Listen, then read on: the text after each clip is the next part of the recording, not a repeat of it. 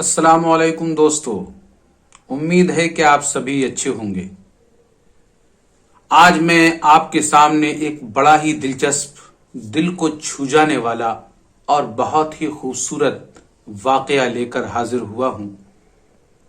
آپ سے گزارش ہے کہ آپ اس واقعے کو پورا سنیے اور اس سے جو سبق حاصل ہوتا ہے اس کو ضرور حاصل کیجیے اور اپنی زندگی میں اس کو شامل کرنے کی کوشش کیجیے۔ ایک بڑا ہی پیارا واقعہ ہے کہ کسی گاؤں میں دو بھائی رہا کرتے تھے اور ان بھائیوں میں آپس میں بڑا پیار محبت تھا۔ ان کی بیویوں میں، ان کے بچوں میں، سبھی میں بہت پیار محبت تھا اور دونوں ہی مل جل کر اس گاؤں میں کاشتکاری کا کام کیا کرتے تھے۔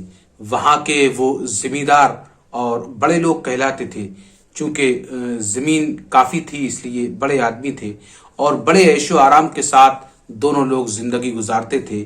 ایک علاقے میں دونوں کا الگ الگ مکان تھا اور دونوں اپنی ہی فیملیوں کے ساتھ بڑے خوش و خرم، ہنسی خوشی رہا کرتے تھے۔ اتفاق کی بات، ایک دن دونوں بھائیوں میں کسی بات پر کچھ کہا سنی ہوئی۔ وہ کہا سنی اور تھوڑی بڑی تو انبن کی شکل اختیار کر گئی، اور اس سے بھی زیادہ جب ان دونوں کو غصہ آیا تو بات اور بڑھ گئی اور دونوں بھائی ادب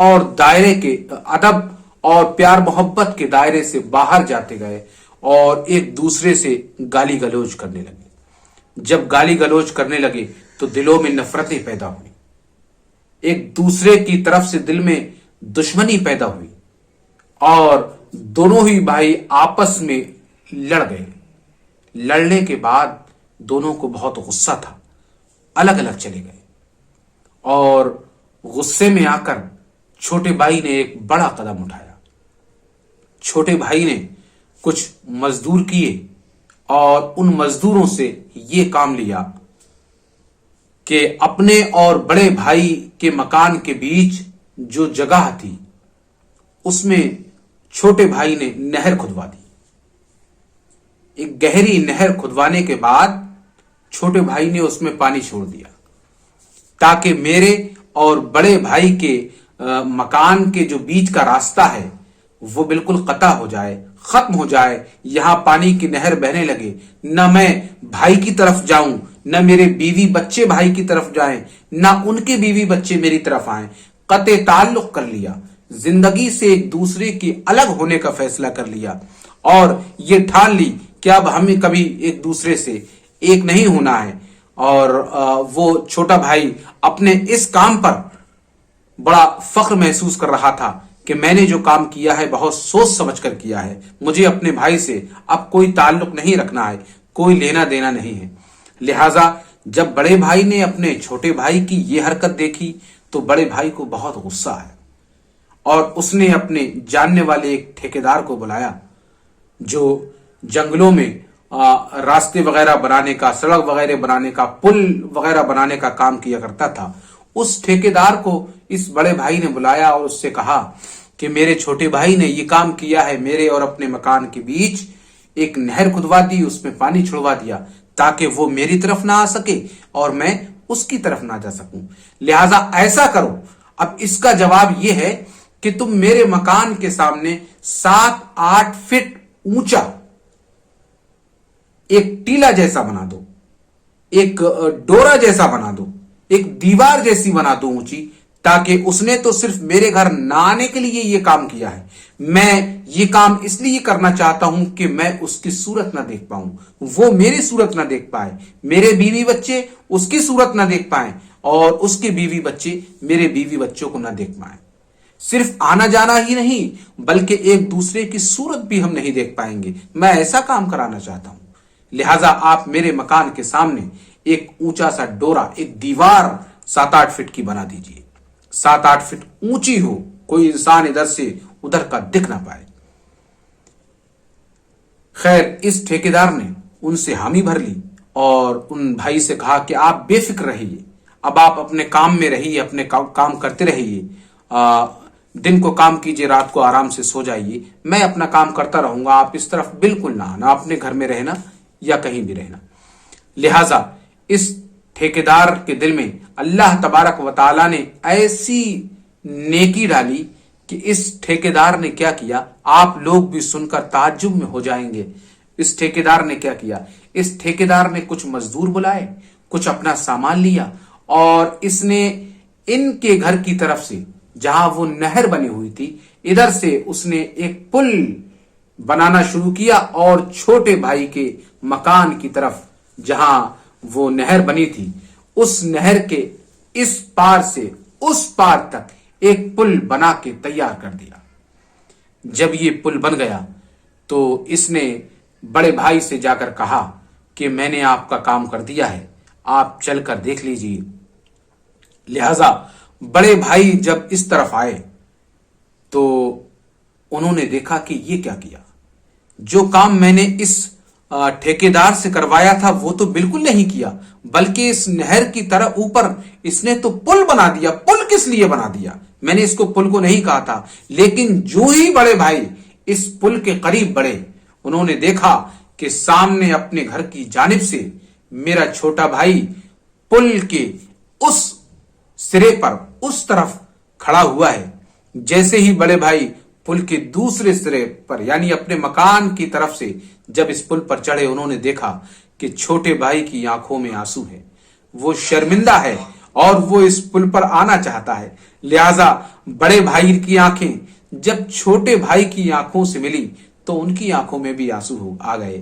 دونوں کو بڑی شرمندگی محسوس ہوئی اور بڑا عجیب سا لگا۔ اندر سے دل نے، ظرف اور ضمیر نے دونوں کو جھنجھوڑا، اور دونوں خود بخود آٹومیٹک ایک دوسرے کی طرف اس پل پر بڑھنے لگے، ایک دوسرے کی طرف بڑھنے لگے۔ جب قریب آئے تو پیار محبت سے ایک دوسرے کے گلے لگ گئے۔ گلے لگنے کے بعد بہت روئے اور اپنے اپنے کیے پر شرمندہ ہوئے۔ چھوٹے بھائی نے کہا کہ میں نے اپنے بڑے بھائی جس میں میں نے اپنے باپ کی شفقت دیکھی تھی، پیار محبت دیکھا تھا، اس کو کھو دیا، مجھ سے بڑی غلطی ہوئی۔ بڑے نے یوں کہا کہ واقعی تم سے غلطی ہوئی، لیکن غلطی میری بھی کم نہیں ہے، اس لیے کہ مجھے جذبات میں اس طرح بہنا نہیں تھا، مجھے تو سمجھانا تھا، میرا کام تو محبت کرنا تھا۔ جو غصہ تم نے دکھایا اس کے جواب میں میں نے بھی غصہ دکھایا۔ برا کیا جو ہم دونوں نے اتنے دن ایک دوسرے کے قریب نہ رہ کر دور رہے، ایک دوسرے کے بچے بچوں سے دور رہے، بیویاں بیویوں سے دور رہیں۔ کتنی گلے گلزار، کتنی ہنسی اور مسکراہٹ کے ساتھ ہم لوگ زندگی خوش رہ کر گزار رہے تھے، اس کے درمیان یہ تھوڑا سا زہر گھل گیا، ایک دوسرے کی طرف سے نفرتیں پیدا ہو گئیں۔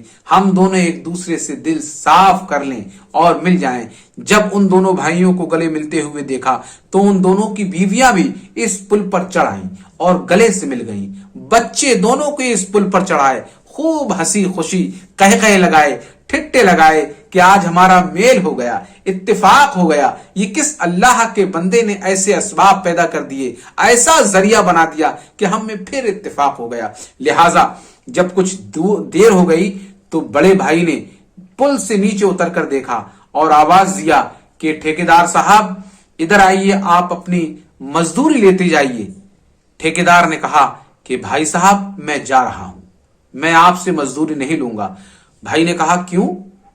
تم مجھ سے مزدوری کیوں نہیں لوگے؟ تم نے جو کام کیا ہے، جو میں نے بتایا تھا، اس سے کہیں بڑھ چڑھ کر، اس سے کہیں بہتر، اس سے کہیں خوبصورت، اس سے کہیں بہت زیادہ اچھا تم نے کام انجام دیا ہے۔ میں اس کام کی تمہیں اجرت دے دینا چاہتا ہوں۔